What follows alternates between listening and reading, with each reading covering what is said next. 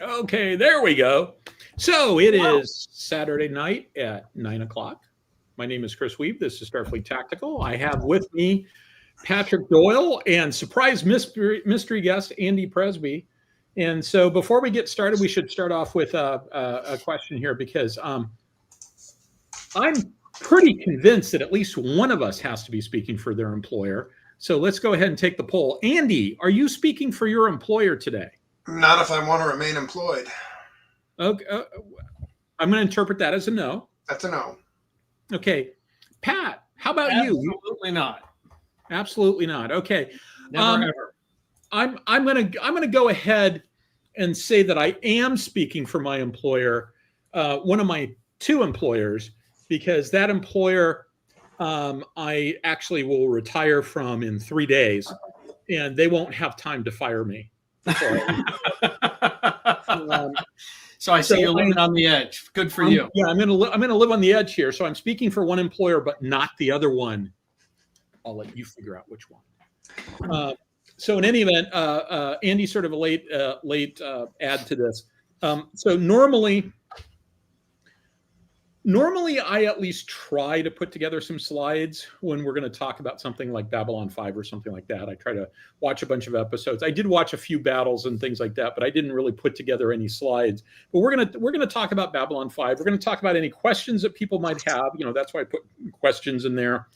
And we're going to do just sort of generally just have a conversation. But Babylon 5 is a topic that Pat and I, you know, we had this idea that we were going to go through and do like a rewatch of all the episodes.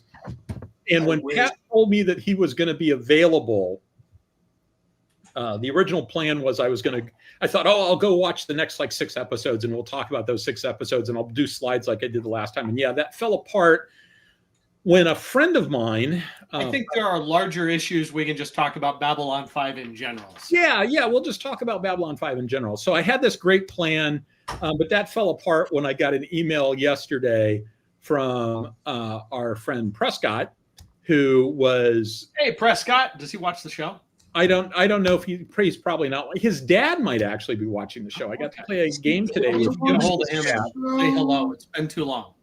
Yeah. His current location. So Prescott's current location right now is Maryland, because he's actually on continent. Because his brother's getting married. Oh, great. Good for him. Congratulations. And so he only Prescott only let me know this yesterday, at which point all of my plans went out the window. All of my plans went out. I'm sure his movements are generally secret, right? He's working for NATO. Nobody's. Maybe they're. What are they doing? They got nothing going on. Yeah, they got nothing going on. But in any event, we did play The Captain is Dead twice, and we were 1-1 with The Captain is Dead. And we did play Pandemic Follow Rome once, and we successfully prevented the barbarians from sacking the Roman Empire. So Rome never fell. Face to face or on Tabletop Simulator? Face to face. Oh wow! Congratulations. I've seen pictures. Yeah. And now one of the things that I was going to do. So Pat and I came up with this plan. We'll get to Babylon 5 in just a second, I promise. Pat and I came up with this plan because last week, right? Or was it 2 weeks ago that you were in Cincinnati on Saturday night? Yeah, I mean, I've known for several weeks.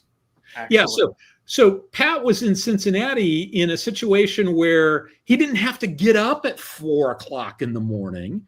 And so he could actually stay up late, like an adult, and do the show. And he was going to be away from home. And so, you know, it was just perfect. He was just going to get a hotel with nothing to do, and he was going to be on the show.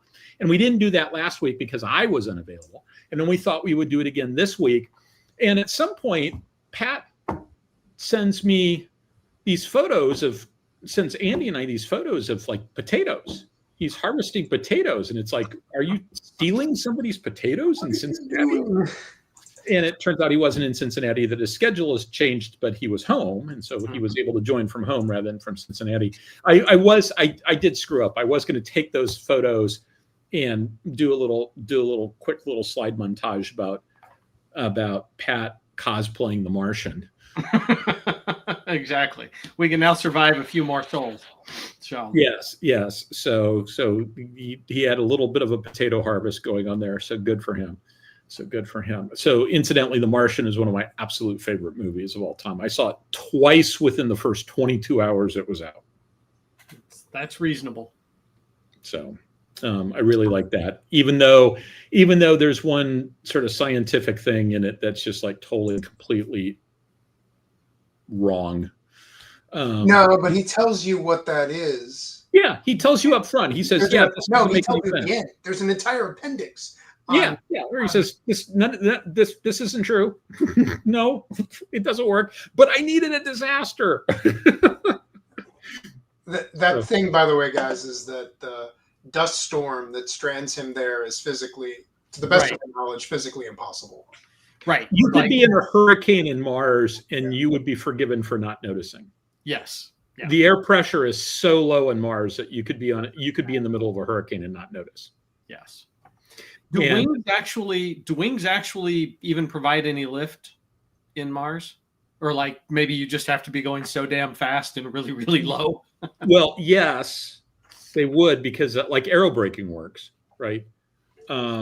Okay. Sort of So kind of- there's at least a Coming little in at bit. 7 kilometers a second relative, I think. I have to go look. But Yeah, part of Mars is actually kind of in a bad place because it's got just enough atmosphere to be a problem. And not enough for the good stuff. Yeah. No. It's got enough to slow you down. Aerobraking is a live option at Mars. Cool. And that matters a lot. Yeah, but so I can't remember where I read this. Somebody said like in some ways it would actually be easier if there was no atmosphere on Mars, because you have to deal with atmosphere stuff, right? You have to worry about it. You have to put a heat shield on, right? Seems like you'd want a You big. have to do a reentry. I'm sorry, what? No. I wonder when you'd want a big fat wing on Mars, right? I would. You're the aero guy. You told me. I'm just guessing. And again, at high, Yeah. Yeah.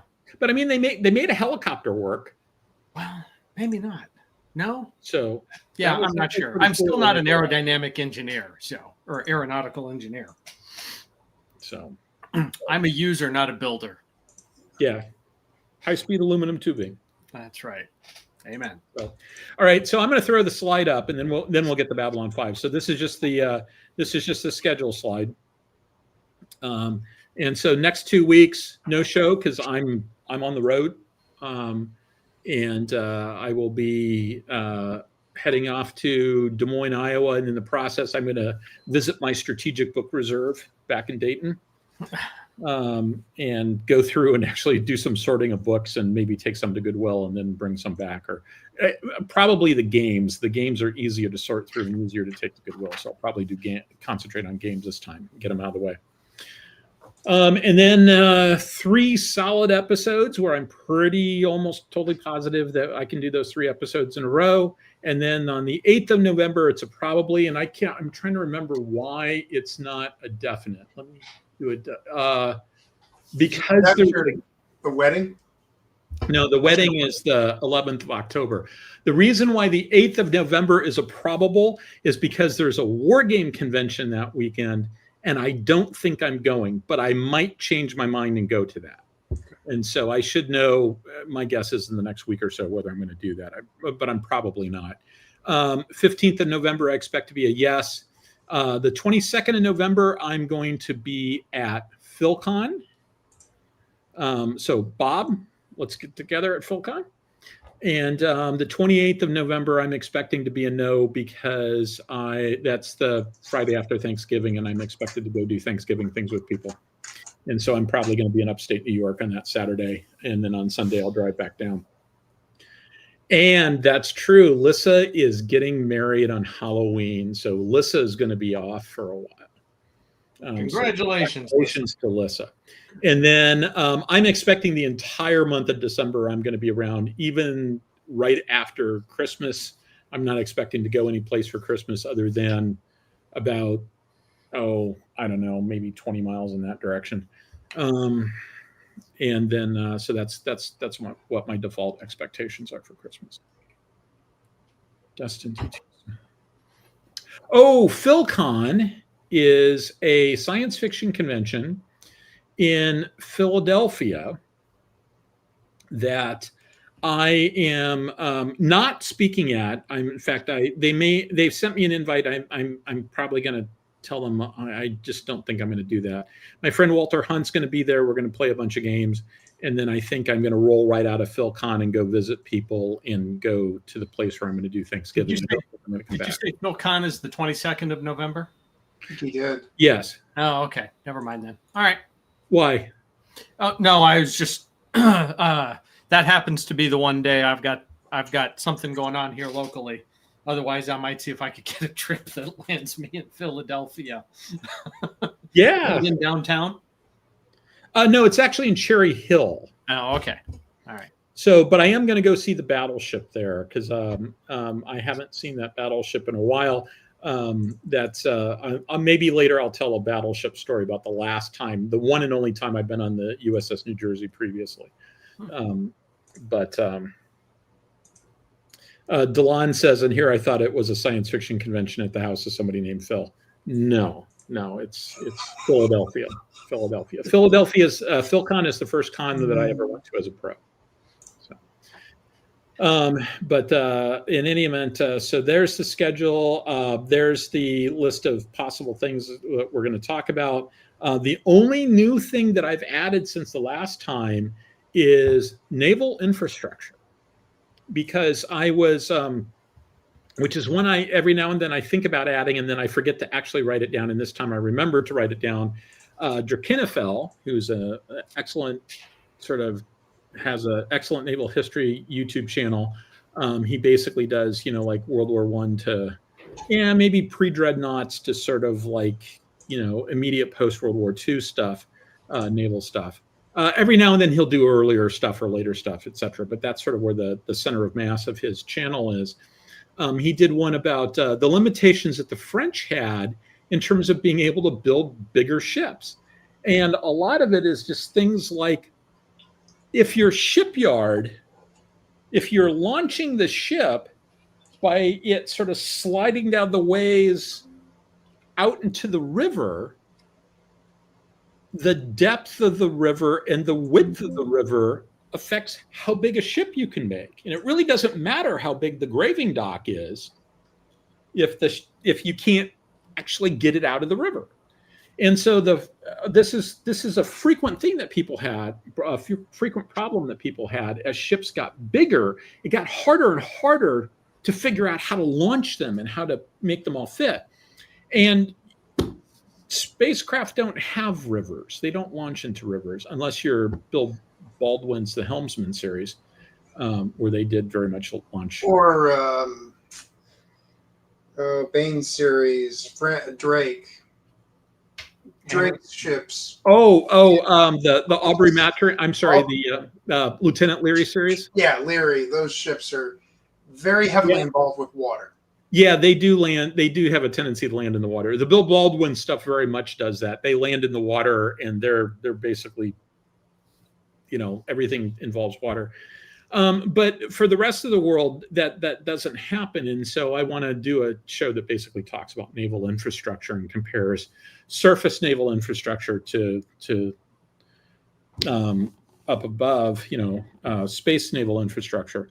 And we can also talk about things like what exactly is a graving dock, and what exactly is a port, and what exactly is a terminal, and what's the difference between a quay and a pier, and a jetty and a... What's the one I'm missing? Quay, pier, jetty, and there's a fourth one in that grouping there.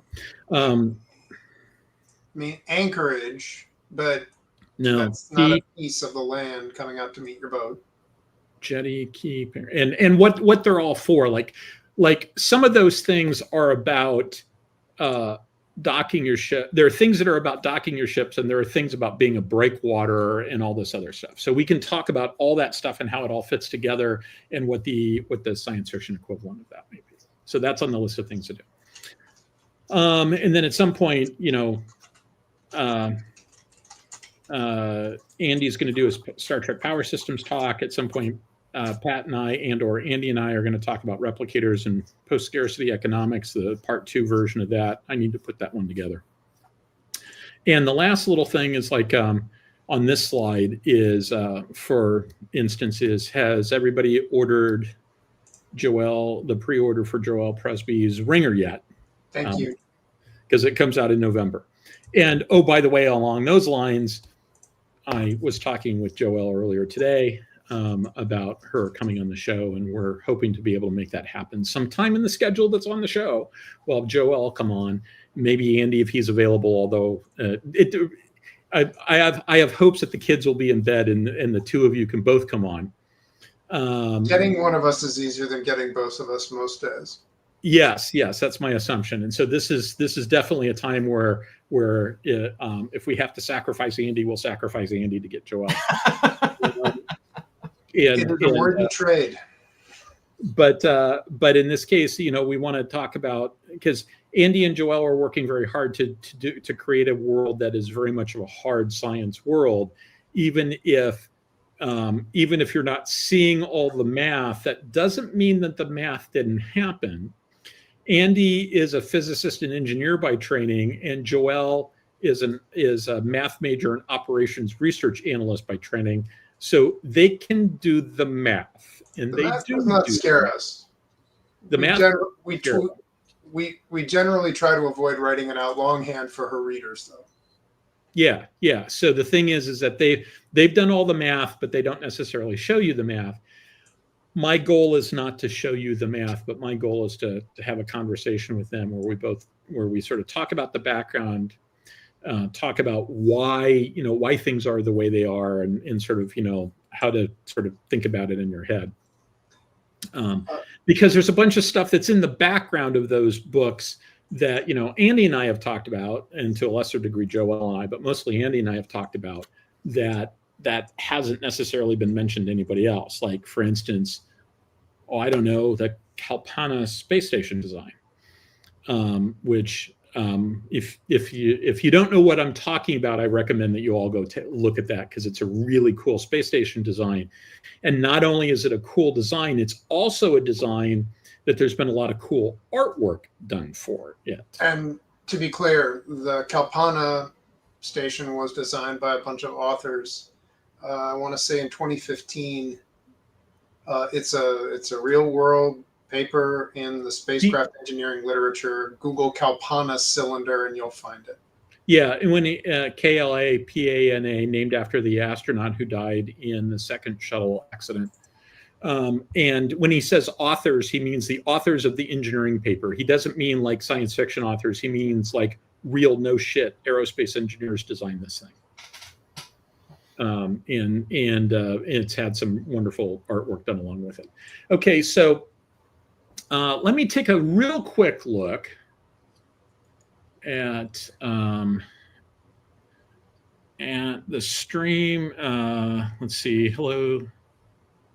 We haven't watched it. I'm not seeing anybody. I'm not seeing any unanswered things with question marks. There's a few there. Let me take a look. For instance, hey, TJ, I haven't done anything with the helicarrier blueprint yet. To be honest, I'm not exactly sure. I think I know where it is. I think I do. Wait a minute. Who has helicarrier? Like, are we talking Marvel helicarrier, or did we do something crazy in the 60s that I don't know? No, it's a Marvel helicarrier. Okay. TJ gave me a blueprint.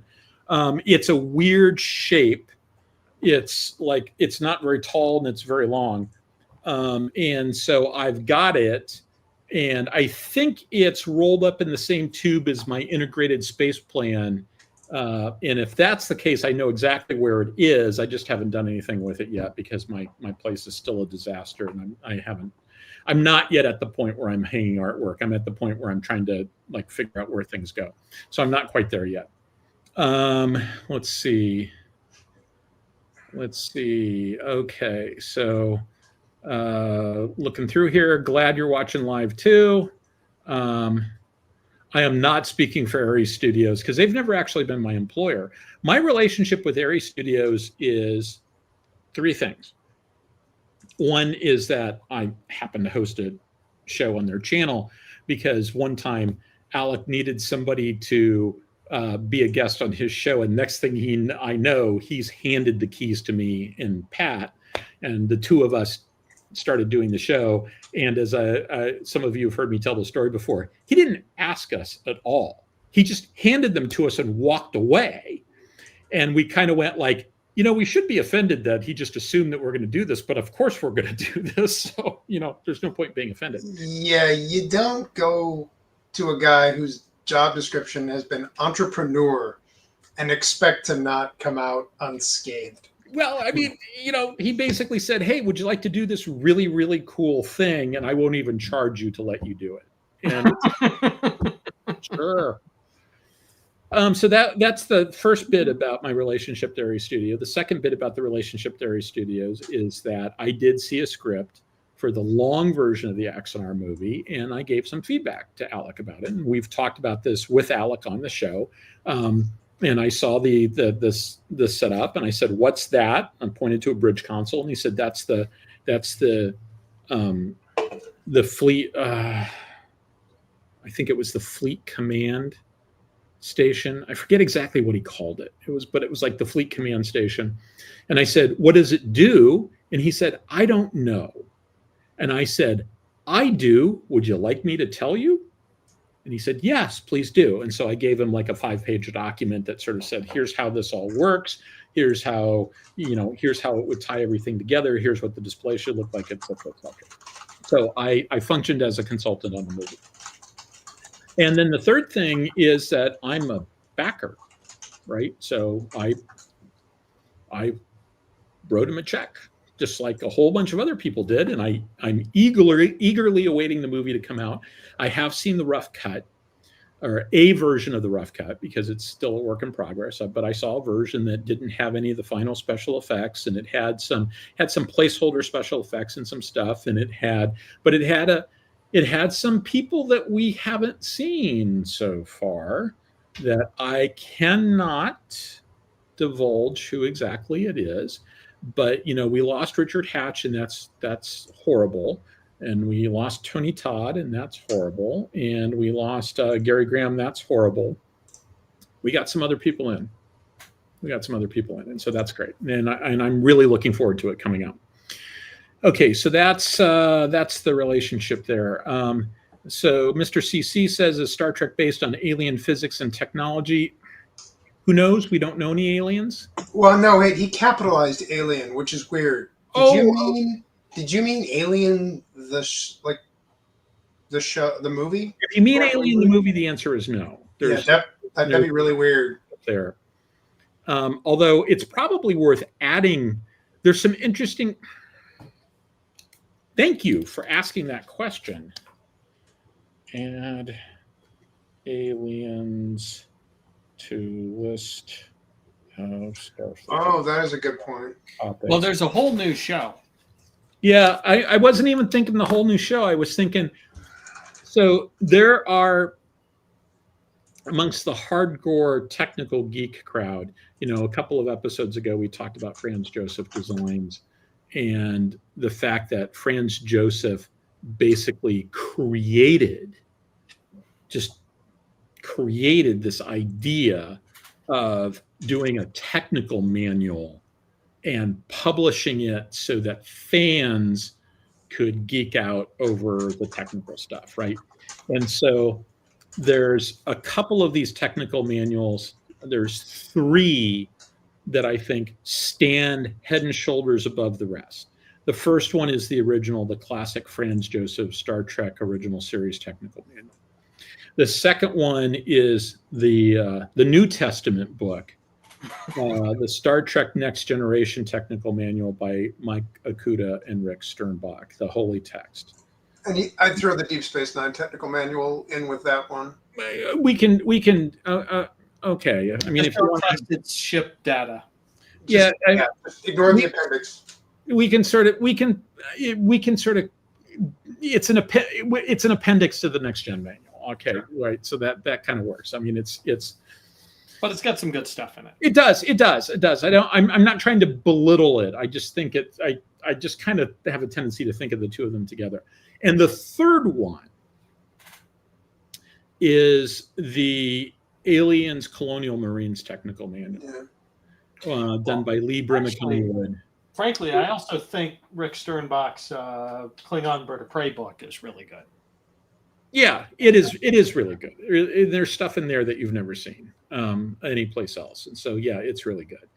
But that Aliens Colonial Marines Technical Manual, it's a little bit different in that, you know, the first one was, here's a bunch of cool ship designs, and we're going to have the list of Starfleet general orders, and we're going to have the Charter of the United Federation of Planets, and we're going to have a bunch of ship designs, and we're going to have like this weird section on the uniforms with little patterns so that you're. Yeah. I mean, it was the first one.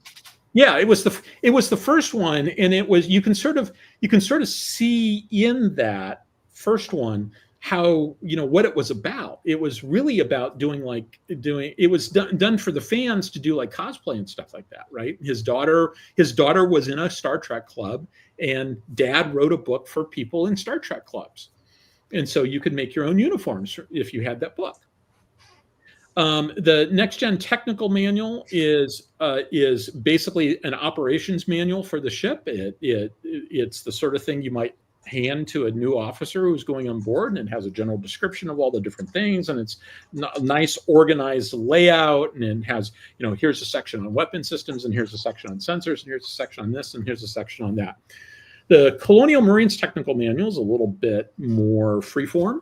But it's got things like an essay on combat tactics that supposedly was given by an aerospace force officer to a bunch of ground pounders to explain what the aerospace officer, what his people do. To explain how they were going to not die before they woke up from hypersleep. Yeah, supposedly. So, and but there's a lot of cool stuff in that manual, and it's probably worth going through and taking a look at that manual in some detail. So, okay. All right, let me quickly go through here. Hello, everybody. Hello, everybody. Okay.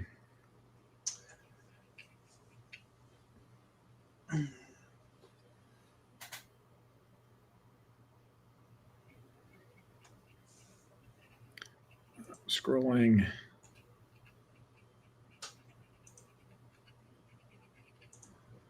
Okay. I think Mr. Cece's asking how we talk about Star Trek physics, and I think that might be because they're clearly all made up. Yeah, that's an episode in and of itself, probably. Yeah, I mean, so there's a couple of things going on there. One is that Rick Sternbach worked in the aerospace industry. He was an illustrator, but he clearly has an engineering kind of bent, and smart. And he spent a lot of time doing a lot of research. And Mike Okuda is no slouch either, and so they spent a lot of time sort of figuring out the engineering aspects of it. Franz Joseph was a draftsman in the aerospace industry. And so he was, he designed airplanes. He helped design airplanes.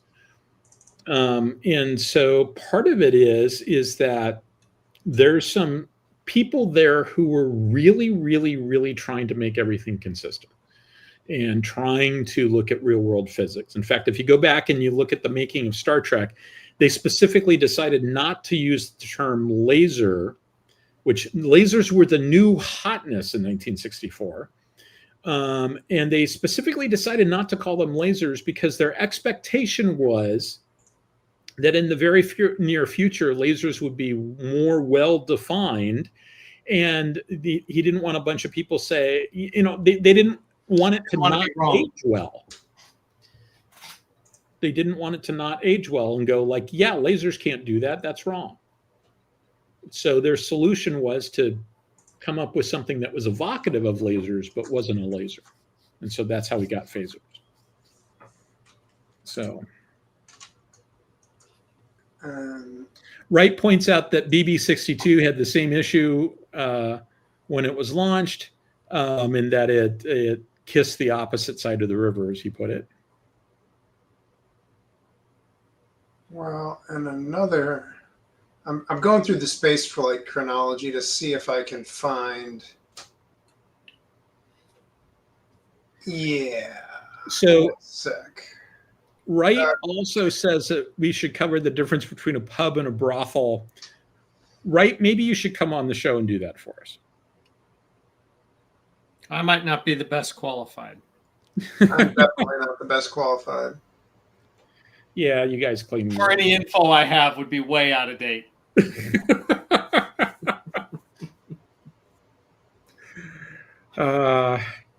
Yeah, and unfortunately, I don't have the technology to blur anybody's faces and mask their voices. It still would be obvious who it is. No, that's what voice mod is for. Like here, I will use something real quick. Where's one? I don't know, here's sends.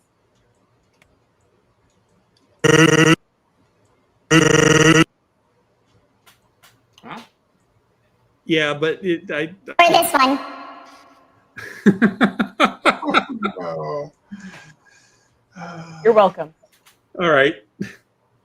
I definitely needed to hear that. That was on my list of things I needed to hear. Let's see. So Dustin's making some comments about what could fit where. That sounds great. And there's discussion about replicators. We're going to get back to replicators. I'm looking forward to getting back to replicators. How many Defiant class ships can fit into an Earth Alliance Omega class ship? Unclear, because it's unclear on both of those ships exactly how big they are, but the answer is probably a lot. The book is 1,700 meters long. You could probably fly a Defiant through the main bay doors on the Yeah. front of an Omega. So if they are in fact that big, then those missile tubes are something horrifically huge. The things that we think are missile tubes on the size, those doors must be just monstrous. And those things that we think of as tiny little turrets along the top, there's 6 on top, 6 on bottom, are also monument-sized things. So I don't know. It feels like it would have a larger crew and a higher fighter complement or something like that. But yeah, 1,700 is somebody's intent for it, anyways. Yeah, and I think I've seen 1,700 feet or meters. Meters. Yeah, that tracks. To 3 times as long as a Galaxy class and bigger than a Romulan D'Deridex by 50%. So, and 1,600 meters, and longer than a Star Destroyer. Oh yeah, by 100 meters. Now that we're talking about Babylon 5, let me bring up a point that I was talking with Pat about before the show. There's one of the things that as I was sort of going through and watching some battles, I'm reminded of the battle at the end of the Civil War, when they go and they take Earth, and Clark commits suicide, but before he does, he turns the defense grid on the Earth. And the particle beam is going to fire and destroy the eastern seaboard. And Sheridan says, okay, ramming speed. We're going to ram it because they don't have any front weapons. They're going to ram it. He doesn't turn. All vehicles have a ramming speed setting, by the way. Yeah. My submarine, was all had 1/3, all had 2/3, all had full flank ramming. Yeah. And so first of all, ramming speed. I mean, I'd love it if the helm said, "Sir, could you be more specific?" Do you want to hit it fast or do you want to hit it slowly? Just depends on what you're after. That was the first thing. The second thing that occurred to me is okay, why don't you turn it? You said you don't have any front guns. Why don't you turn it sideways and let your side guns shoot? Or we know that there are 2 giant lasers abaft on an Omega. Just flip around.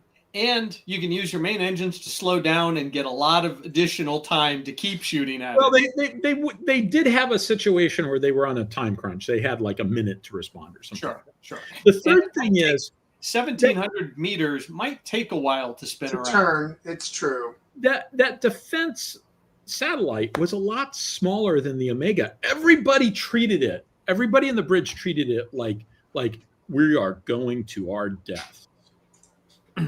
Well, if you hit something sufficiently fast, that's actually true. Yeah, but they weren't going that fast.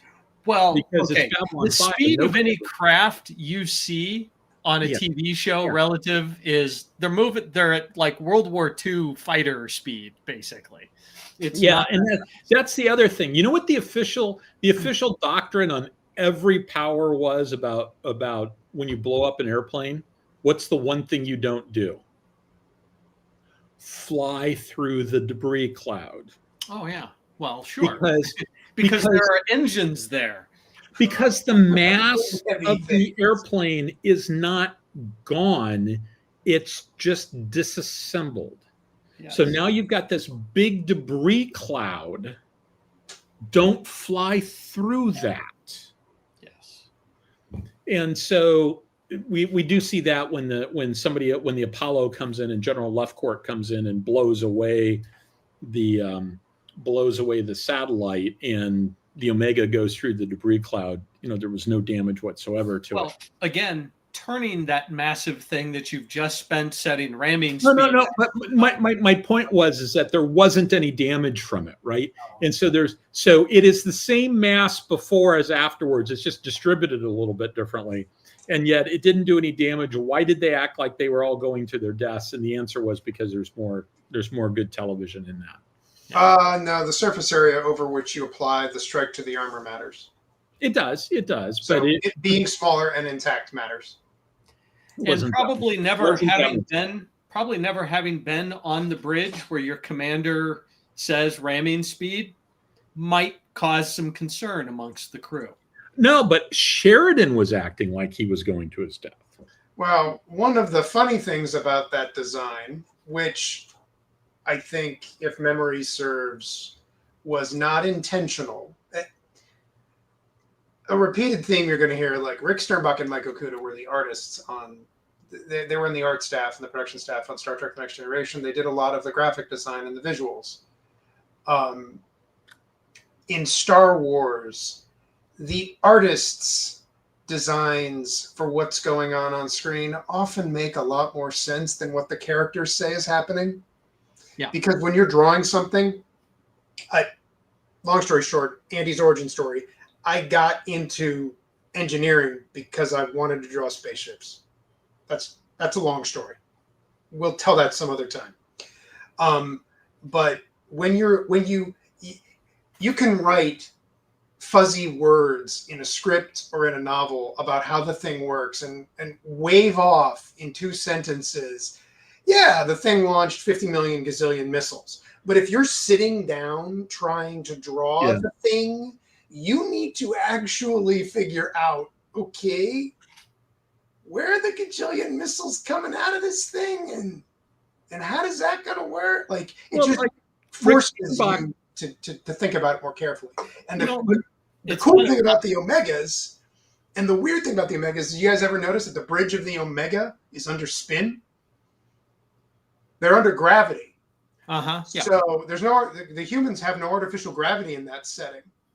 And so unless the Omega is the first Earth ship that had AG without centrifuges, like magic Minbari artificial gravity, then the bridge is in possibly the stupidest place you could ever put it on a combat capable ship with a spin section, which is in the rotating part. Another funny fact, the art guys, you'd have to stop the rotating if you're going to be the art guys, there was direction to the art guys. Those things weren't supposed to be spinning in combat. They were supposed to be locked down in combat. Yeah.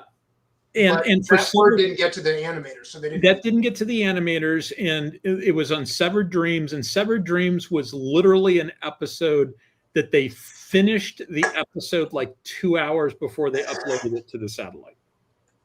Yeah. And so that was know it was that close. Yeah, it was like they finished it earlier that day. It was just in time delivery.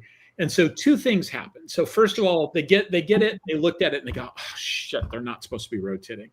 And then they looked at it and went, it kind of makes the ships look more sinister. But they look really cool. And it they also look really cool. And they said makes it look more sinister that they are rotating. And two comments on that. One, I have absolutely no idea what they mean by it makes them look more sinister. Yeah, no. But the second comment is they're right. It does make them look more. I don't know what it means, but it's true. The only thing I can think of is that it means these people think they have you so dead to rights that they're not even going to. They're going to kill you, but they're not manning battle stations. Yeah. They don't send think a couple weapon crews up. That's it. Yeah, I once the alert 5, it'll be fine. I don't think that's it. That's not it. Just something about justification. It's sort of the ship equivalent of sitting there just sort of sharpening a knife. And I can't explain it. I can't. It's purely a visceral reaction. I can't explain. Oh, by the way, people had said like I should always show people what the T-shirt says. Bought at the Spam Museum. That's a really good one, Pat. That's a really good one. This was bought at the Spam Museum in Austin, Minnesota. Actually, wait a minute. Are we showing T-shirts off? Do we have to? Is this mandatory now? It's only mandatory for Chris to do it. What is that? T-shirt it's Sailor Moon. Oh, okay. Duh. I haven't actually seen. It's her silhouette on the moon? behind the moon. I haven't actually seen Sailor Moon. I was a queer child growing up in the early 90s, so that's mandatory media to watch. Understood. Also, just magical girls. Like in the 90s, you didn't have much to watch in terms of anime. So, like, you had a handful of things before Toonami that were, like, the things that could get you into it. And Sailor Moon was, like, one of the ones, like, right before. Because I think it was originally on, like, UPN or one of those stations in the early 90s. And then later on, it got moved over to Toonami. Okay. I mean, yeah, you can only watch Robotech reruns so long. Yeah, pretty much. Like, you maybe if you were lucky had access to like Gundam or Akira. G-Force. And I wouldn't suggest watching Akira for children.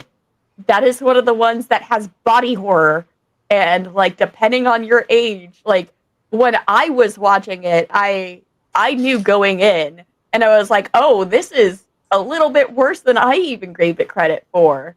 So like know your demographic and like the age before you introduce something like Akira. Watch Spirited Away instead. Watch Studio Ghibli.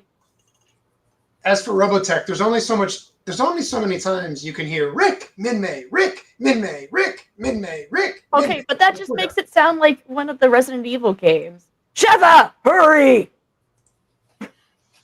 So, one thing about the Omegas. Shout out to Astro Boy, by the way. Astro Boy was another one of that kind of made it. Oh, and Speed Racer. Yeah. Speed Racer, I would argue, is one of the ones that like really got people into starting into anime. I remember watching both of those when I was a kid. I mean, Astro Boy was black and white. Mm-hmm. At least early Astro Boy was black and white. Have you seen new Astro Boy in the 3D?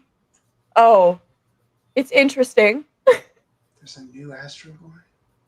Oh, yeah, no. They've had multiple generations of Astro Boy since. Hang on. Before I forget, can I show a picture of the Omega to make a point about the artists? Sure. Yeah. Let me see if I can figure out how to present video file. Now, Chris has to give you permission. No, right? I just pull it up. Okay. She will do it. And while she's doing that, I'm going to point out that when they not only did they go to ramming speed, but they're pointed directly at Earth. So, okay, so let's say that they do ram this thing. They do ram this thing, and it's coming in pretty fast, and it does do a whole bunch of damage. And like, okay, now the bridge is destroyed, et cetera, et cetera. Now you've got the carcass of this Okay, 1,700-meter long Let starship. you know what you were currently Heading sharing towards is the there Earth. you go. Yeah, I was gonna no. say, I only have one screen. oh yeah, Yeah. no, that'll do it. I was like, that will give us streamception. Okay, sorry. Babylon 5 is an old show. The resolution's not great. But you see these two features here on the Omega? Does everybody remember the throwaway line that I think it's in the first 4 or 5 episodes. It's definitely in the prequel movie. That the Narns were some of the few people who would sell weapons to the Earth Alliance during their war. Wait, are those Nard weapons? Those are these. Oh my gosh! It's the same graphical feature. Oh, that is such a cool little Easter egg. That is. Well, Now- the other thing is Ivanova at one point talks about an upgrade where they get mine launchers. So she might be talking about energy mines. Yeah, and like so many things in sci-fi, these features on the surface of the Jaquan are used to fire these lasers, and they're also used as energy mine launchers later in the series, I think. So your mileage may vary. Look, Yeah. sometimes you just gotta reuse the asset and hope people don't realize you're using the same thing back in the day. It's Yeah. not like you could watch things back to back in the same way that you can now. We still caught it. I was watching mean, it live fair. in college, and we still caught it. I mean, videotaped wait a all minute. the episodes, so there's a lot of rewinding going on. And back then, with the VHS, you could hit pause and you would see the You're screen. not Now, wrong, but the lines didn't if always you're- help. if you're streaming something, say, I don't know, on Paramount Plus, when you pause it, they put an advertisement there, so you can't actually look at it closely. Oh, that's fair. I forgot they do that on Paramount Plus now. Maddening. Because they know they can get you to buy the Blu-ray. Yeah. Well, the thing about with They had Babylon me at 5 hello, though right? is because of the way the rights are with it, there's until recently you couldn't stream it anywhere because they were still trying to figure out, all right, what platform does this technically get owned by? I love it how these companies always incentivize people to just go out and steal their stuff. Yeah. They really do seem to incentivize people. It's like I would like to give you money, but you do these stupid things, and so They really want people on these high seas. But we're not encouraging piracy, folks. No, we're not encouraging We're just piracy. understanding Paramount is the encouraging motivation it. behind it. There's a difference. I hear you. I hear you. Yeah, I mean, these other people are for some reason, Siri decided that it was time to. My computer. Yeah, it's I want to give you money for an ebook. Let me. Andy, is that a giant Deep Take my Space money. Nine poster behind you? Uh-huh. I love that. It The Enterprise reminds D is me. here. Well, hang on. The Enterprise D is here. The 1701 is up there. The A is over there. First off, Deep Space Nine is my absolute favorite trek. It's on the other But wall. second, it reminds me. You guys might not remember this because it was for my generation, but the Ancient Mew Pokemon card that came out with Pokemon the first movie. It reminds me of the art style they used for that, and it's really pretty. I really like that poster. Yeah, no, this is one of my favorites. And that's It's a really nice poster. They did that's a good job really with the art. carry from Jovian Chronicles. There's spaceships everywhere. Spaceships all the way down, kids. Yeah, it's spaceships all the way down. Spaceships all the way down. So the other thing I wanted to say about Yes, Babylon 5. Right. We should get back to B5. We should get back to Babylon 5. One of the other things I noticed was for the Battle of the Line, the Minbari went to Europa and took Europa, but they decided to bypass Mars and go straight for Earth. And it's like, okay, if you got ground stuff on, who cares? Right? all the ground pounders seem to think that, you're right. If you want to take and hold territory, you probably have to put ground troops on. But this is sort of the functional equivalent of saying, well, like, if you want to take Kansas City, you have to put people in Kansas City. Why do I want Kansas City? Why would I stop for Kansas City? Why would I Literally, it's for the blackjack and hookers. Why would live? You just wouldn't want to visit, as my friend said.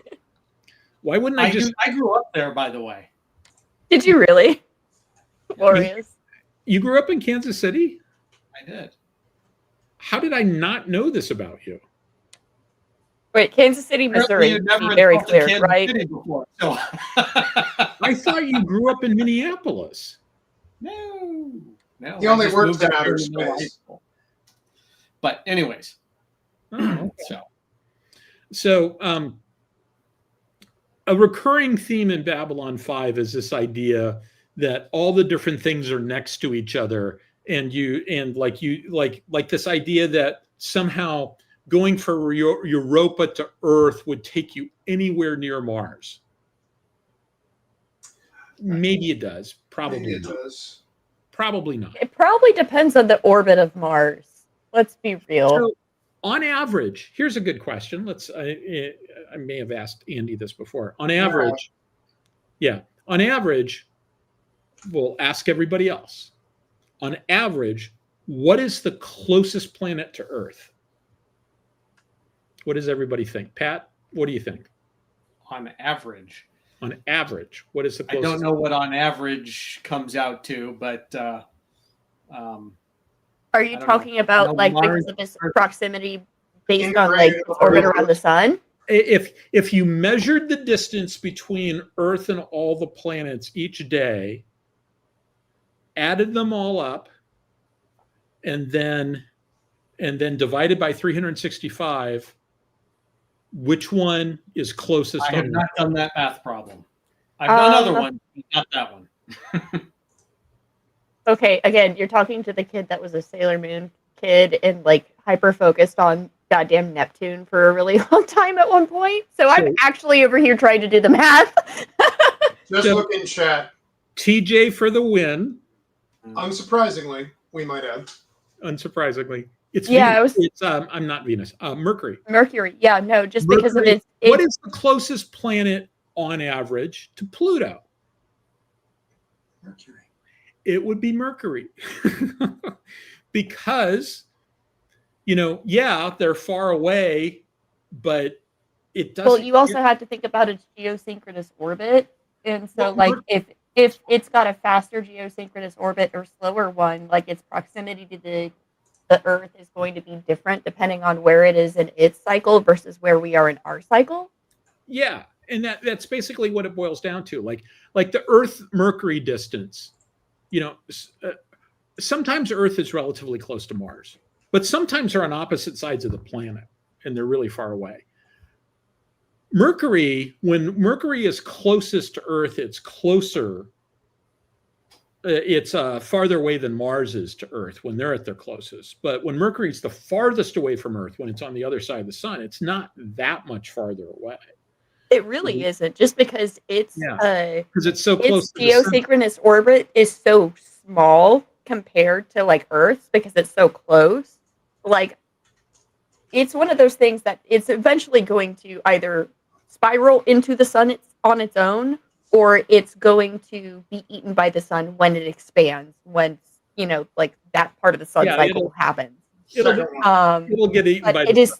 Second one more. So its orbit is so comparatively tiny.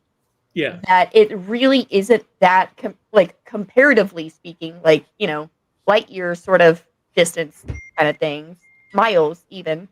It's not that large of a change. Just because it's so close to the sun, like its circumference for that is, well, I guess it's technically an ellipses.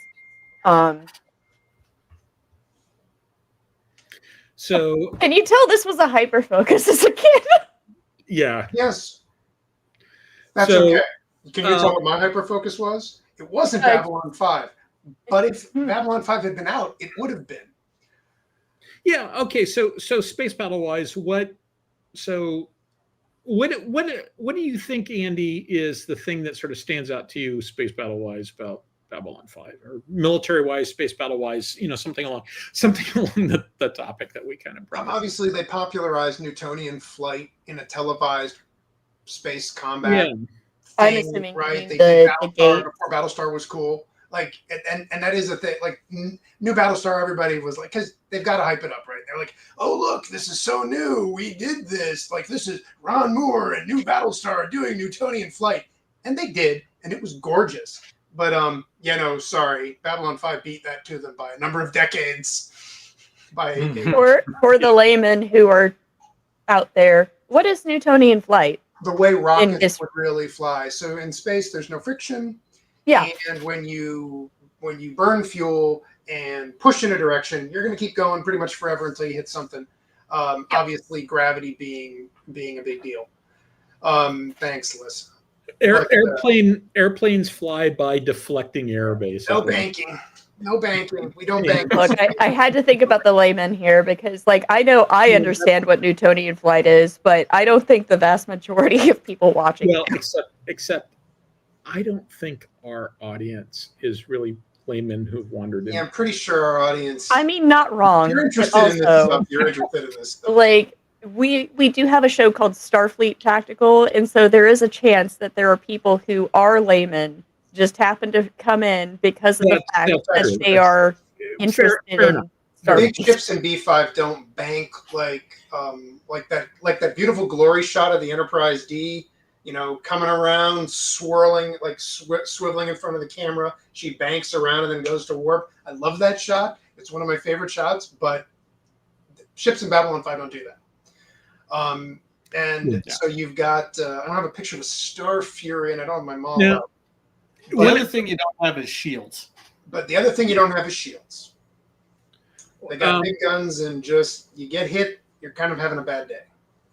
Yeah. It's always interesting in Babylon 5, because while on the one hand they do Newtonian physics, if you want to go the other opposite direction, you spin around and you slow down and then you start up again. Although it seems like they can be thrusting for 6 hours and then flip over and in 5 seconds they're heading in the other direction. Now, that having been said, maybe not. There's some camera I can talk myself, a lot of times I can talk myself out of thinking that it's really a gross violation of Newtonian physics in that regard by just sort of saying yeah, but we don't know how fast the camera is moving. Right. No, and the other thing about what I do for the suspension of disbelief is, okay, was it graphic design or was it practical effects? And if it's practical effects, I give it a little bit more leeway. Yeah, because there's only so much you can do when you actually have gravity involved. I would agree with that. B5 was one of the first CGI shows, if not the first, where they really used. It was for I know for a fact it was. Was it the first? Yeah. So when it comes to actual mass media, for extended use.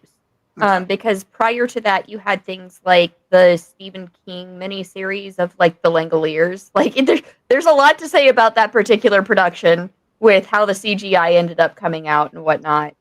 But you also had things like Jurassic Park using CGI prior to that. Now, obviously, Jurassic Park mixed it with practical effects, but there was CGI present with that as well. And they did a beautiful job blending it. Remind me about the order of operations. I thought Jurassic Park post-dated Babylon 5. No. Babylon 5 came out, I believe, 2 years after Jurassic Park. Yeah, Jurassic Park was 93. I think Babylon 5 came out in 95, if I remember correctly. Jurassic Park was 93. Babylon 5 was 95. Like I said, 94. January 26th, 94 is when the first episode aired. Okay. So, was aired in February of 93.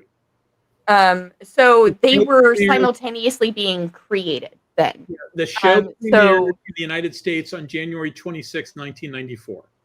But Okay.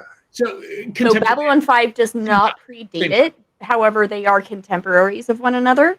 yeah, So like if we're talking about like mass media, extended media, television series, Babylon 5 is definitely one of the ones that is the first examples in mass media of CGI being used for an extended period of time in replacement of practical sets in many cases. Yeah, and one of the things that let them do was, especially for the space scenes, Yes. you see them do So this in that new gave them Battlestar so 2. much more leeway. You can do long shots that actually are space long, where Yep. you can zoom in like to a porthole and see a person from 50 kilometers out, where the space station's this big, and I don't think they did that, but you can zoom into a porthole and see somebody standing on the command deck, and that kind of thing was pretty new at the time. And I still think that today, those Even are today, it's those are the not used CGI as much as shots it that could I be. love in modern films. Like, Yeah. use CGI for what you can't do practically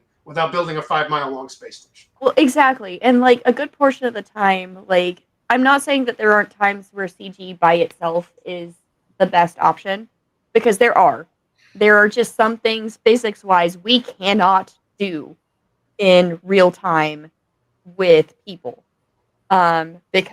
Either that's because gravity doesn't work in the way we would need it to, or because people's bodies physically cannot handle it.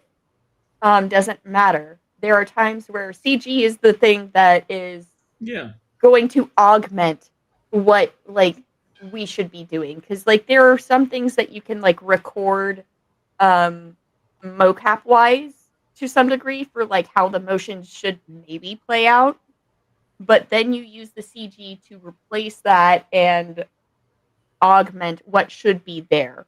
And what I find is best is when you take practical effects and CG and merge them, because of the fact that it's less likely to make it feel dated. Yeah. Yeah, Because so there's I a mean- very big possibility when you do CG on its own that you're going to essentially post-date yourself as a piece of media. Yeah, and it's interesting. I'm not sure whether that's still true or not. I mean, you go back and you look at the last Starfighter, and you go, okay, yeah, early CGI. I mean, really early CGI done on a Cray. Well, even now, like you can tell, like if you have any kind of like media literacy, you can look at the different styles of CG at different time periods and go, okay, that came from the early 2000s, that came from this era. Oh, they were learning how to blend practical effects with physical effects, with like CG effects a little bit more around this time, so that's where this came from. But that's also because like I grew up in it and got to see the evolution from early Jurassic Park to what it is now. And so this is So did we. potentially just a just for the record, so did perspective we. thing. No, I'm you guys are a little bit older than me. So like you guys saw it, but like I my perspective is different because I was much younger when this was going on. okay, So like we've wandered away from Babylon 5 again. Let's wander back to Babylon 5. And there was a specific question I was going to ask Pat the same question that I asked Andy, which is what sort of stands out to you about how combat is portrayed in Babylon 5? Well, I mean, I think pretty much the same thing, right? You get the you don't have the shields. It's they're chunks of metal in space, and they don't have inertial dampeners and stuff. I mean, I know the Minbari have some fields, and they've got tractor beams, and they've got some of that tech. But the thing that stands out to me is that it's not just everybody's balanced with the same tech. There's a great disparity there. Between all the different factions and all that sort of thing. So that's kind of what I what I like about it. I mean, I think probably the Narn and the Earth Alliance might be pretty well matched. The Centauri kind of mop the floor with them, and the Minbari would mop the floor probably with the Centauri. They very deliberately wouldn't You also mess with have it. that evolution perspective too, because you have the higher evolved species that are like almost not on this plane of existence anymore too. Yeah, which is a thing that you saw in a lot. So the great thing about so to me, Babylon 5 was like it's kind of like the Lord of the Rings of sci-fi TV, because it very deliberately worked very hard to tell. That is a very good comparison there. I hadn't actually thought about that before, but you're not wrong. JMS said it. Like the guy who wrote it, I think, said so. That's you had a character. I can see where he would have gotten Lord of the Rings influence then. I don't see any similarity whatsoever. Okay, so with Lord of the Rings, if we're gonna go down a Tolkien rabbit hole really quick. Don't go down a Tolkien rabbit hole. No. Because you and I will be there. That's fair. That's the fair. only Tolkien rabbit hole we're going to go through is I'm going to tell a quick little all story. These books are space science. Oh, this is space computer games. This is space science. This is all Tolkien. Oh my gosh! All right, Andy, you and I need to be more friendly with one another. Every Tolkien RPG ever made. At one point on SF ConSML, somebody said, the thing about Babylon 5 is there's never been anything like it. It's totally and completely sui generis. There's nothing ever like it. And a bunch of us said, you haven't read Lord of the Rings, have you? And he said, no, I'm not. Why not? And I said, don't read Lord of the Rings. Don't say that in public until you've read Lord of the Rings. Because Lord of the Rings has been heavily influential on science fiction fantasy since its inception. But I mean, about B5 was the trope of the ancient, right? In Star Trek, it seems like almost every species you run into, with some exceptions, but there's a big crop of current species. I mean, I guess there's there's the Energy Hand, there's Apollo, there's all those guys. But in Babylon 5, they sort of, I don't know, the old dark power thing. It was like, I don't know. It feels more sinister and more. It feels kind of inspired by Star Wars, actually, to me. I don't know. Maybe. So, there's definitely the Lord of the Rings influence there, but also with the way they frame it, it's definitely influenced by how the way Star Wars influenced pop culture, I think.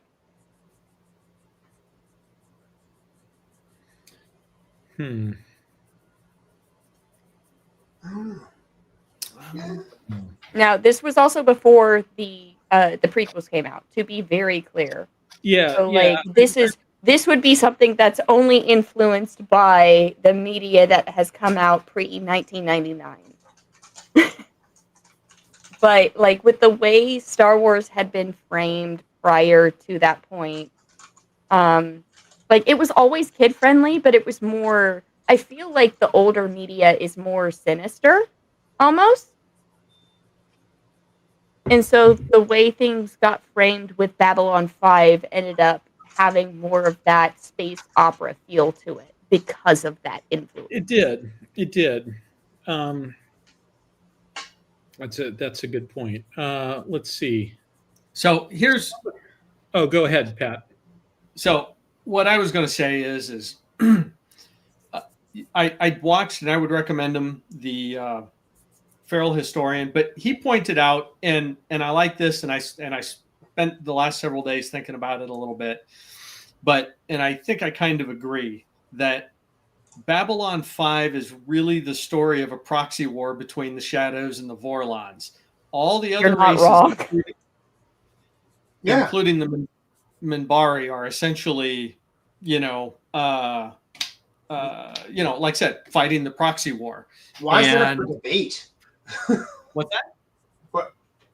Was that ever? I don't think that's. I don't think that is a debate. I feel like that's just a fact at this point because of the fact that it's very well established that this is at least the second generation of this going on, if not further. Oh yeah, it's way more than a second. If you go back, and so now that's why I said at least. I'm sorry. Well, Pat, I'm sorry. Finish what you were saying. I was just surprised. No, I'm not. I'm not denying or debating or anything like that. That's the case. I think that was. I was just talking about. I think it. So I don't even think it's a. I don't know, and I'm just spitballing here, but I don't even think it's a good versus evil story. I think the shadows are all about chaos, right? And that will spur evolution. And the Vorlons are all about order, like, hey, do what you're told, do what you're supposed to do, and all that kind of stuff. And I was just thought, and I'm just throwing this out there. Theory versus, like humanistic thought, I think, like personified. So Straczynski is on record as saying, the two different sides in that war each had a different question. Who are you and what do you want? Yeah, that's what I was. Yeah, that's and those, remind me, who is that? Who did he pull that? That's a philosopher. Who did he pull that from? No, that's a screenwriting technique. Oh, it's explicitly it's explicitly. Tell me about that.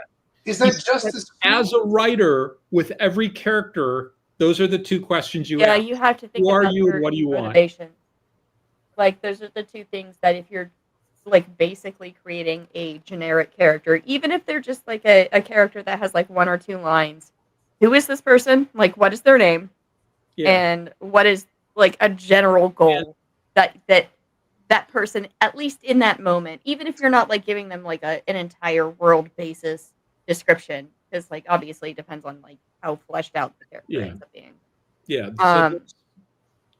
So like the goal for that scene at the very least. Yeah. There's there are times where you can almost sort of look at Babylon 5 and say this is J. Michael Straczynski just trolling the audience. You're not wrong. But also I feel like the 90s had a lot more faith in viewership when it comes to like media literacy. Because Straczynski does a lot of letting the audience be more cerebral.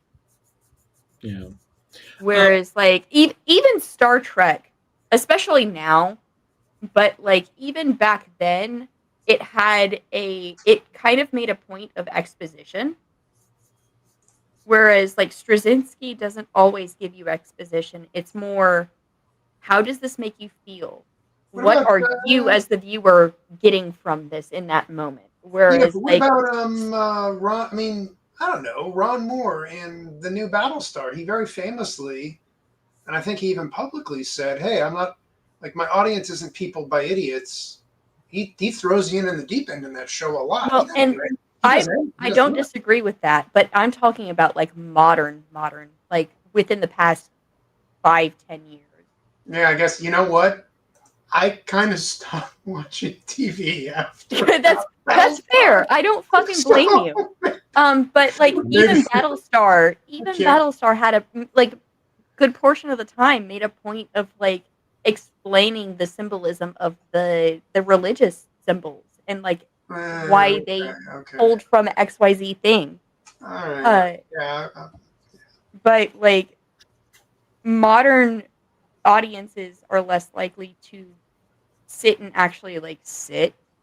and think about it because of like the ADHD social instant gratification that has come about from social media. And I say this as a millennial, knowing full well that I am probably the most internet literate person here.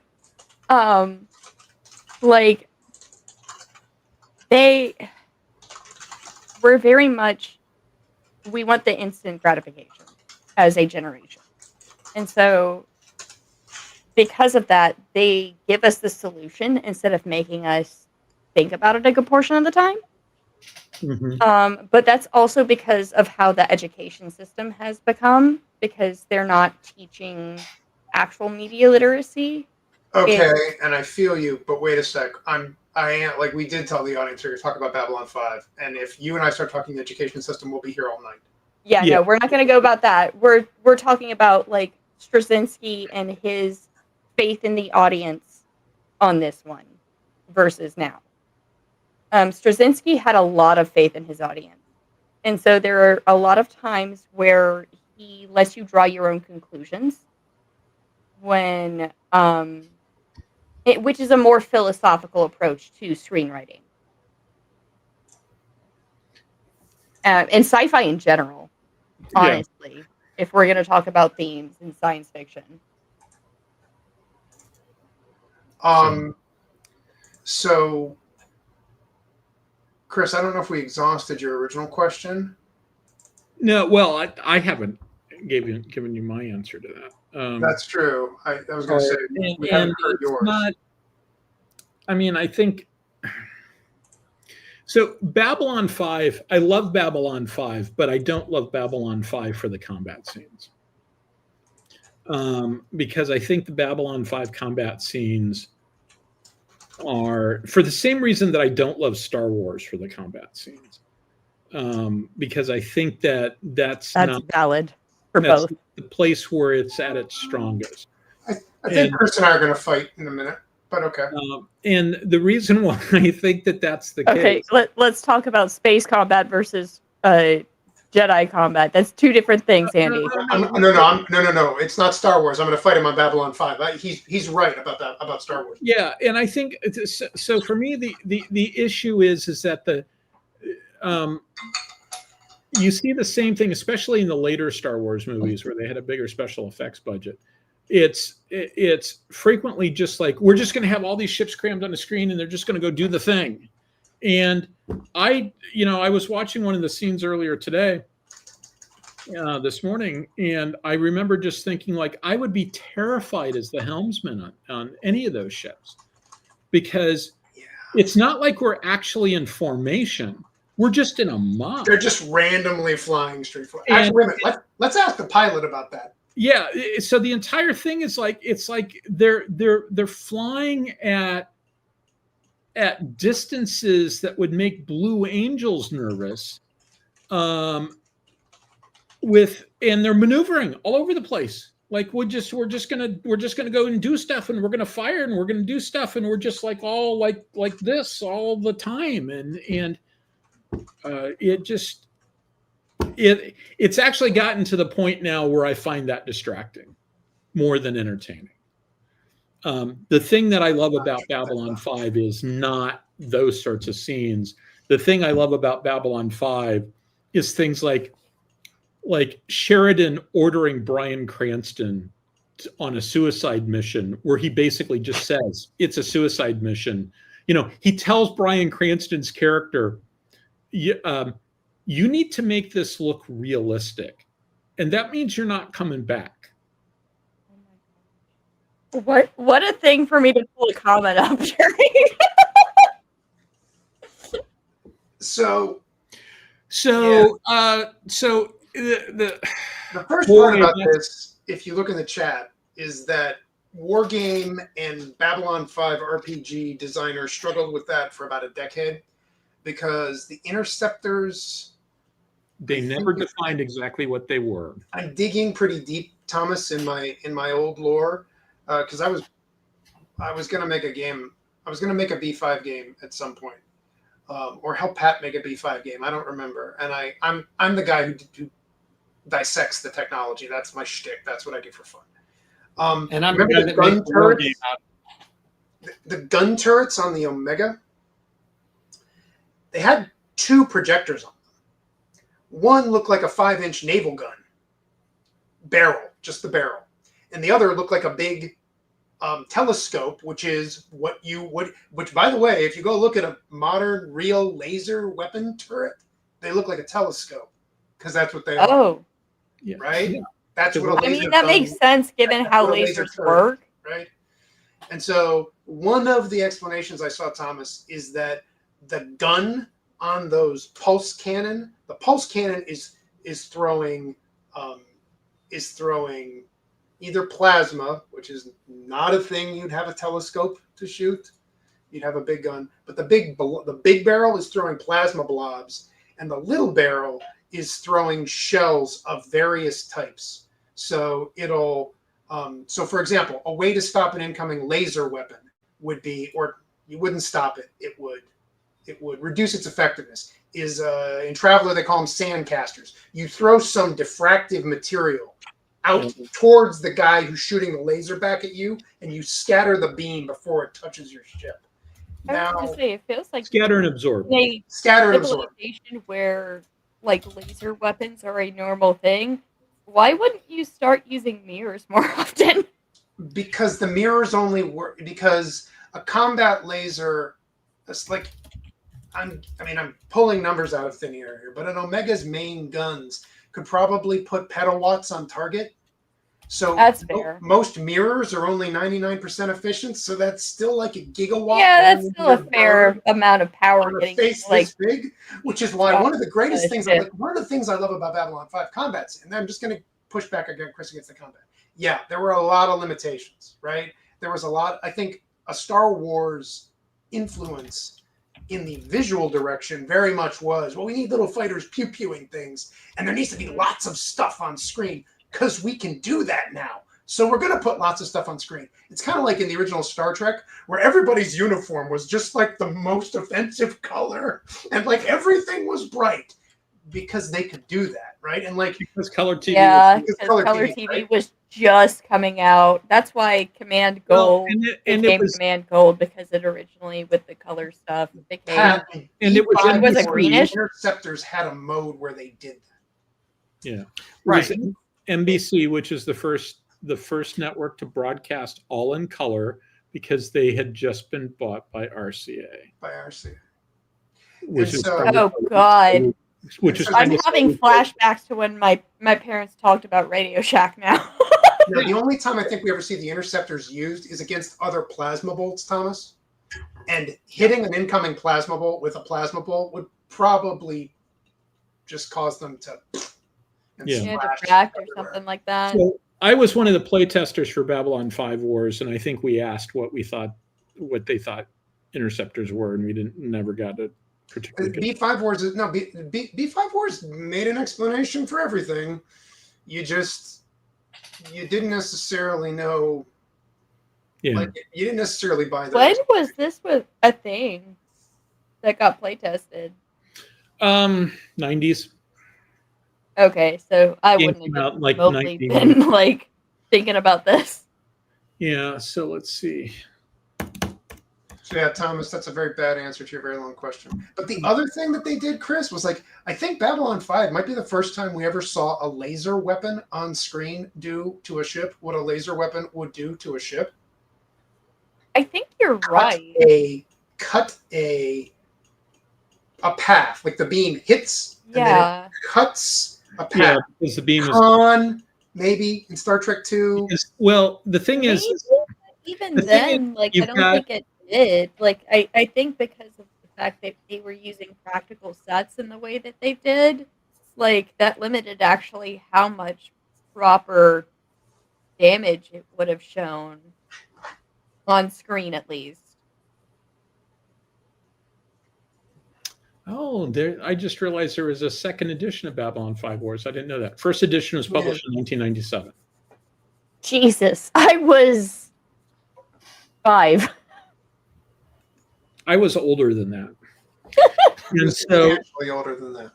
Yeah, and so it was a problematic game design. It was a problematic playtesting. It was called Babylon 5 Wars? Babylon 5 Wars. Yeah, it was problematic. The only thing that Arias and I really that we suggested that got into, we pointed out that originally had a point of reactor power that got turned into thrust, and 1 point of reactor power got turned into 1 point of thrust. And we pointed out to them that this implies that all ships are the same mass, regardless of their size. Or the other alternative was that reactor points were not consistent, right? My ship is a big ship, and I have a big reactor that has big reactor points. And your ship is a small ship, and you have a small reactor that has small reactor points. And so either reactor points aren't the same size, or all the ships are the same mass. Yeah, and if that's true, then arming weapons becomes different for different size. Arming the same weapon becomes different for different size ships. And after we repeated it about 5 times, they finally went, "Oh, okay, I guess that's an issue." And so rather than fixing the issue, they fixed it by adding a transmission basically in between the engine and the wheels. They added this box that would convert X number of reactor points into Y number of thrust points, because the game wasn't complicated enough already. So they had to make it more complicated. Why is the solution to always add more freaking crunch? Yeah, because they're not very good. That's why. Like, I feel like this applies to video games and TTRPGs. Like, you don't need to add a new mechanic to fix something if you could just streamline something a little bit better. It wasn't even crunch, because crunch implies that there's an actual model behind it and that you're just not simplifying model. In this case, they just you know, they just added a middleman between the two systems. It was bad enough that I seriously considered asking that my name be removed from the playtester credits, and decided I didn't want to do that, because I wanted to be able to say in the end, yeah, the game sucks and my name's in it, so I would know. I wanted my name there as proof that I was part of this playtesting process. Everything I'm telling you, I'm telling you how that playtesting process worked. Dustin brings out an interesting point about B5 that I also liked, which was when you combine the jump gate system with the station. Dustin points out that it looked like B5 could shoot all the way to the gate if they had to. And I think it was one of the first places I saw on television a notion of, this station is guarding a strategic choke point. It's here for a purpose. You can't get into the system easily unless you're a big, giant, multi-mile long thing, or a Vorlon that can open its own jump gate. And I thought that was a lot of ships open jump gates. Well, and that also is supported by the fact that there's that telepath relay thing that Ivanova used. Technically, like, the reason why that jump gate even exists is because that's there. And when humanity created Babylon 5, they didn't know about that. But you have to think about Pat. What is that? Wait, my copy's. You're pointing out my name. Your name. It's right here. Oh, I thought he was telling me to go read their explanation for interceptors, and then I'd forgotten. Oh, okay. But, like, you have to think about the fact, like, that's probably something that came up because of screenwriting. All right, why would this even become a thing? But, like, at the end of the day, like, why did that jump gate even exist in the first place? Well, it's because of that psychic relay, essentially. They built it there. They had a big explorer build it, didn't they? But we can't make fun of Babylon 5 Wars, Chris, because Babylon 5 Wars is the first game where I did 2 things. The first is I cut a starship in half with lasers, because you could do that in Babylon 5 Wars. If you did the right damage on the diagram, the other ship would break it. Like, if you could cut a ship in half. But the other thing is, I took an Omega. A big nasty guy was coming at me. I turned the Omega around, thrust it away to get some speed away because he was faster than me.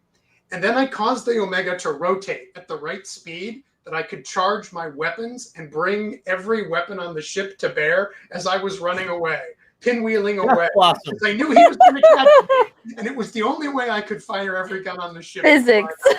I think he got the tech. It was an Minbari war cruiser. Look, sometimes the physics works in your favor. I almost killed it, but I ended up eating it. But if you have a good enough reason for the DM, there's a good chance the rule of cool will win.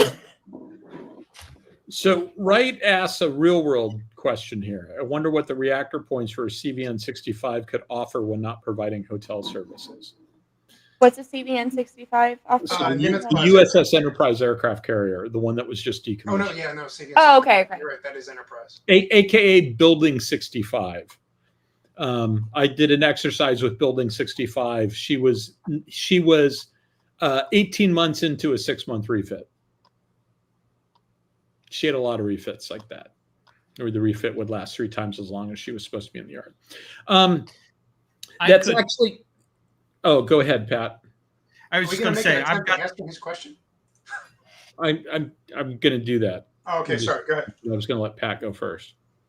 Nothing. I was just going to read their explanation of an intercept. There's like an energy web. Hold that thought. Let me finish with this other thing.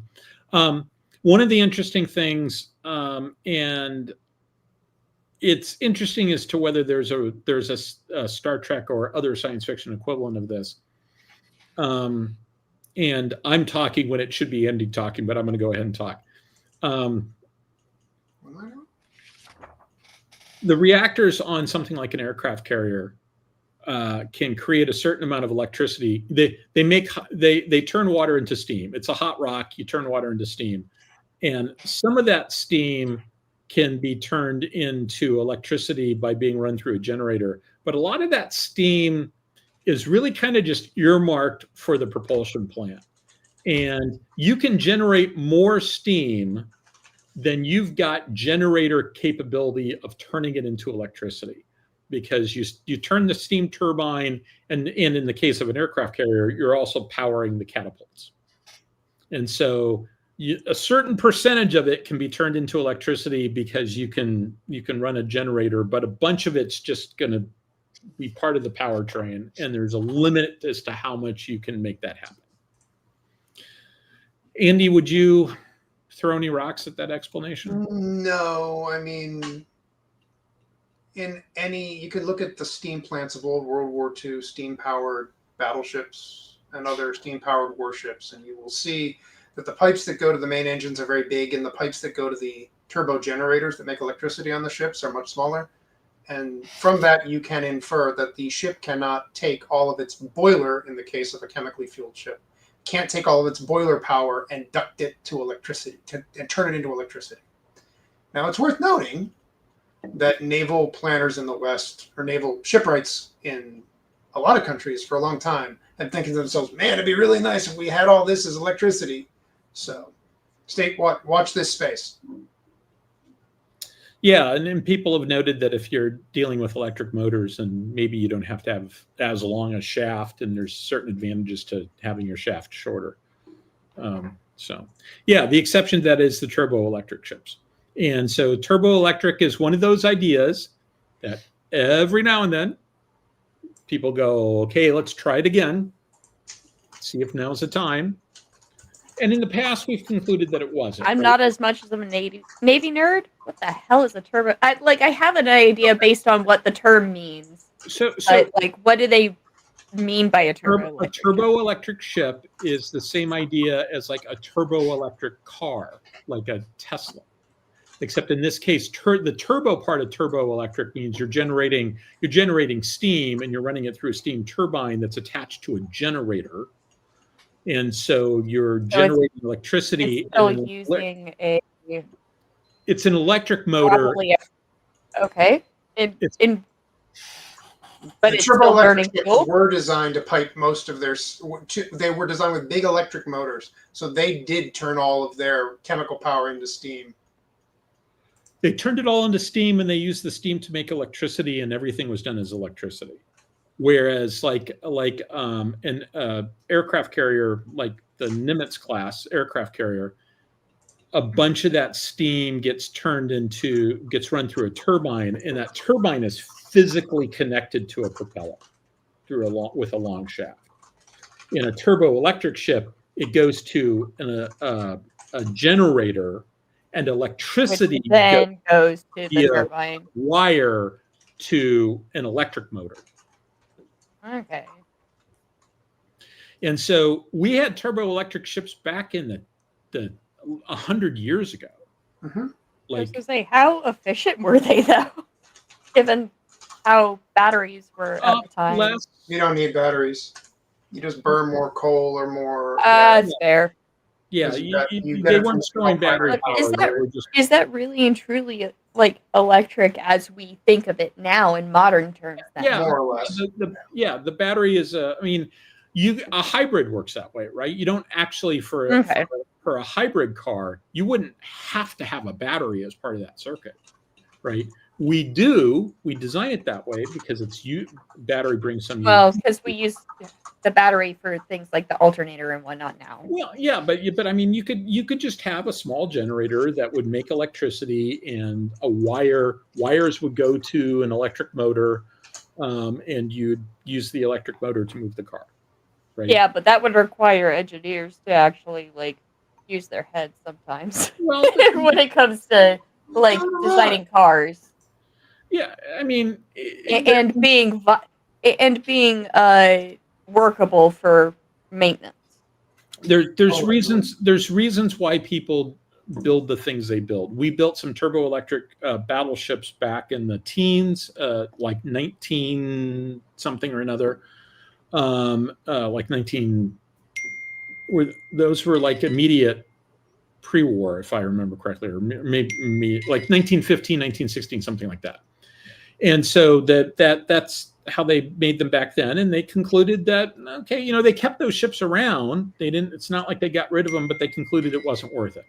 In some ways, it reminds me of going back to a conversation that we had many episodes ago. It reminds me of some of the discussion about the Constellation class. My hypothesis on the Constellation class is you end up with this thing with 4 engines and no deflector that's clearly intended as being an explorer, and that's because they said, we're gonna try some tricks. We're gonna do X. We're gonna do Y. We're gonna do Z. We're gonna see how this works out. And the answer was it worked out well enough that they kept the ships around, but not so well that they decided to give up their normal design practice, and they went back to explorers have big deflectors. And there's some other stuff that came out from Rick Sternbach where they specifically talk about how they had some excess components left over.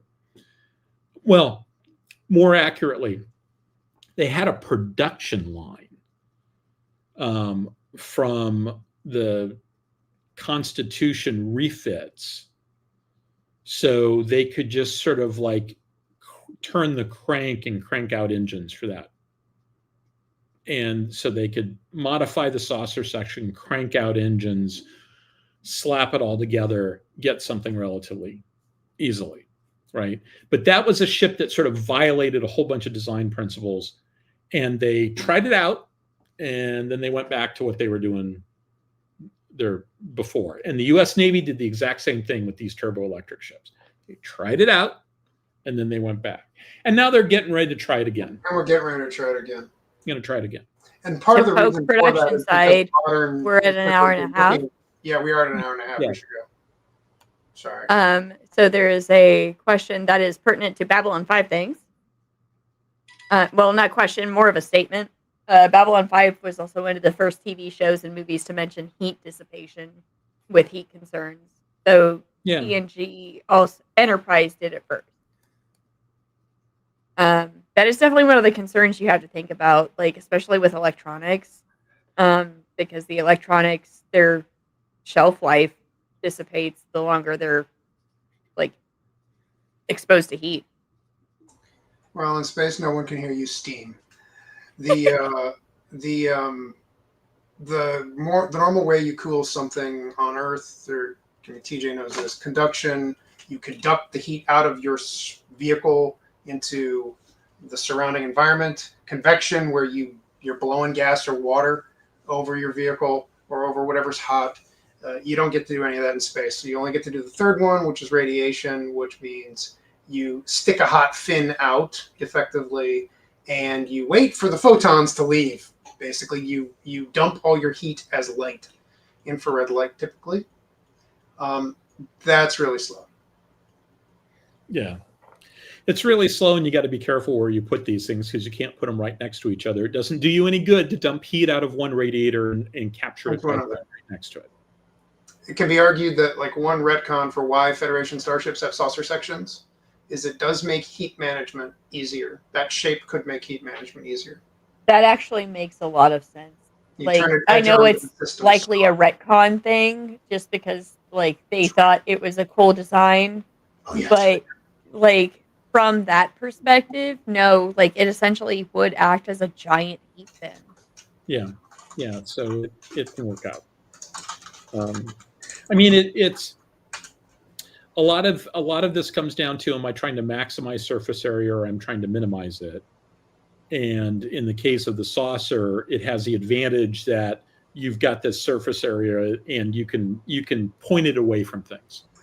Right. But B5 had its own. I mean, I'm pretty sure, though it's never mentioned, I'm pretty sure the big fins sticking off of B5, they have a radiated function. They're also. I always thought they were in regards to like solar energy, since there was a star nearby ish. Yeah. I thought it was a means by which to help like supplement their energy without having to use Both. They've been marked Probably. in various sources As both. as radiators, solar arrays, and communication arrays. That makes sense. Like Now- they would use that for communications as well, The given reason why the they might spread that they have. Yeah, the reason why it might not make sense as radiators is because they're nowhere near the reactor, which is where the main, where you would think the main heat source would be. There's pipes. It's- Pipes. So okay. All right, so let me take a quick look here, see if there's anything that we need to.